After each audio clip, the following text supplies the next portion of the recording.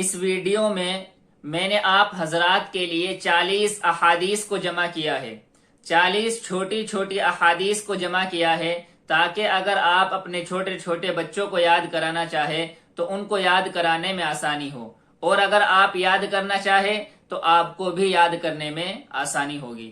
ساتھ ساتھ میں نے ان احادیث کا ترجمہ بھی کر دیا ہے تاکہ حدیث کا مطلب سمجھ میں آ جائے، اور میں نے اس بات کا خیال کیا ہے کہ جتنی بھی یہ 40 احادیث میں نے لی ہے یہ صرف صحیحین سے لی ہے، یعنی بخاری اور مسلم سے لی ہے، اس کے علاوہ کسی اور کتاب سے نہیں لی۔ یہ اس لیے میں نے ایسا کیا ہے تاکہ حدیث کا حکم تلاش کرنے کی محنت نہ کرنی پڑے، بالکل اوتھینٹک اور ایک دم صحیح احادیث میں نے اس ویڈیو کے اندر لی ہے۔ حدیث نمبر 1، الدنیا سجن المؤمن و جنت الکافر، دنیا مومن کے لیے قید خانہ ہے اور کافر کے لیے جنت ہے۔ حدیث نمبر 2، لا يدخل الجنت قاطع، جنت کے اندر رشتہ توڑنے والا داخل نہیں ہوگا۔ حدیث نمبر 3، من لا يرحم لا يرحم، جو رحم نہیں کرتا اس کے اوپر رحم نہیں کیا جاتا۔ حدیث نمبر 4، کل معروف صدقۃ، ہر نیکی صدقہ ہے۔ حدیث نمبر 5، لا يلدغ المؤمن من جحر واحد مرتين، ایمان والا ایک سوراخ سے 2 مرتبہ نہیں ڈسا جاتا۔ حدیث نمبر 6، خیرکم من تعلم القرآن وعلم، تم میں سب سے بہتر شخص وہ ہے جو قرآن سیکھے اور سکھائے۔ حدیث نمبر 7، کن فی الدنیا کأنک غریب او عابر سبیل، دنیا کے اندر ایسے رہو جیسے کہ تم اجنبی ہو یا مسافر ہو۔ حدیث نمبر 8، حجبت النار بالشہوات وحجبت الجنت بالمکارہ، جہنم کو نفسانی خواہشات سے اور جنت کو مشقت والی چیزوں سے گھیر دیا گیا ہے۔ حدیث نمبر 9، لا يدخل الجنت قطات، چغل خور جنت کے اندر داخل نہیں ہوگا۔ حدیث نمبر 10، لا يؤمن احدكم حتى اكون احب الیہ من والدہ وولدہ والناس اجمعین، تم میں سے کوئی شخص مؤمن کامل نہیں ہو سکتا یہاں تک کہ میں اس کے نزدیک اس کے والد، اس کی اولاد اور تمام لوگوں سے زیادہ محبوب نہ ہو جاؤں۔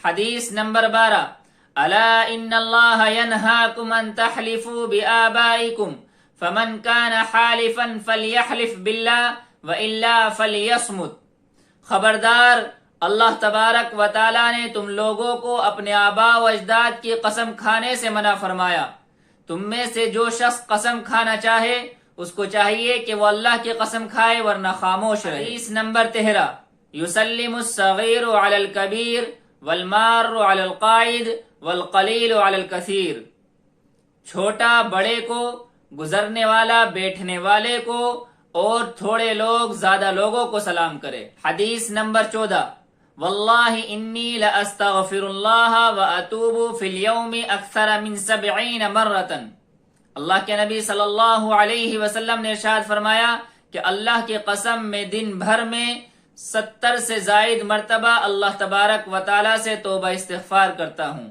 حدیث نمبر 15، کان النبی صلی اللہ علیہ وسلم اذا دخل الخلاء قال اللہم انی اعوذ بک من الخبث والخبائث، نبی کریم صلی اللہ علیہ وسلم جب بیت الخلاء میں جاتے تو یہ دعا پڑھتے، اللہم انی اعوذ بک من الخبث والخبائث۔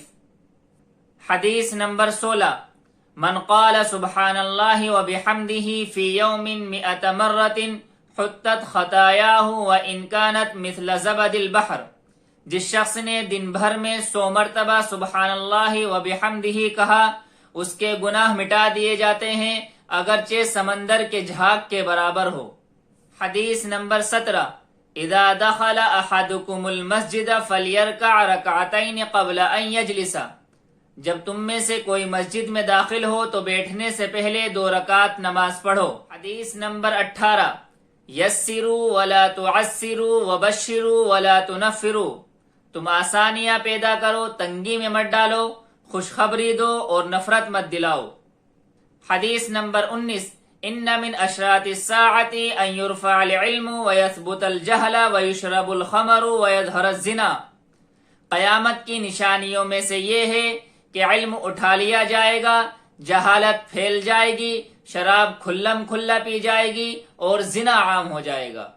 حدیث نمبر 20، اذا دخل احدکم المسجد فلیقل اللہم افتح لی ابواب رحمتک، وَإِذَا خَرَجَ فَلْيَقُلْ اللَّهُمَّ إِنِّي أَسْأَلُكَ مِنْ فَضْلِكَ، تم میں سے جب کوئی مسجد میں داخل ہو تو یہ دعا پڑھے اللہم افتح لی ابواب رحمتک، اور جب مسجد سے نکلے تو یہ دعا پڑھے اللہم انی اسألک من فضلک۔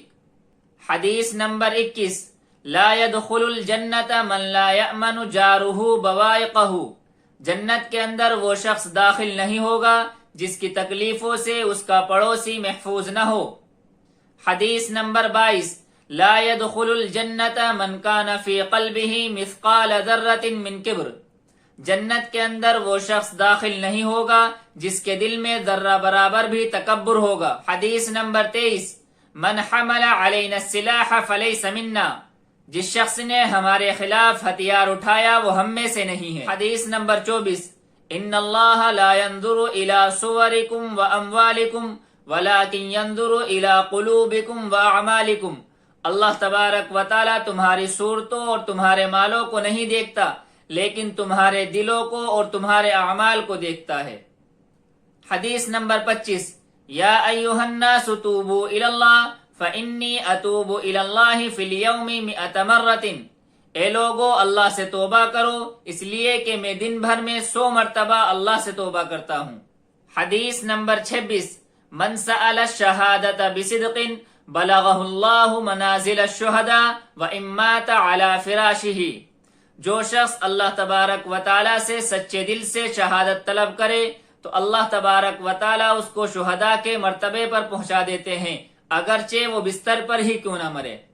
حدیث نمبر 27، لا تحقرن من المعروف شیئا ولو ان تلقى اخاك بوجه طلق، تم نیکی میں سے کسی بھی چیز کو حقیر مت سمجھو اگرچہ اپنے بھائی سے خندہ پیشانی کے ساتھ ہی ملنا کیوں نہ ہو۔ حدیث نمبر 28، ان اللہ لا يرضى عن العبد ان يأكل الاکلۃ فيحمده عليها او يشرب الشربۃ فيحمده عليها، اللہ تبارک و تعالی اس بندے سے راضی ہوتے ہیں جو کھانے پینے کے بعد اللہ تبارک و تعالی کی حمد بیان کرتا ہے۔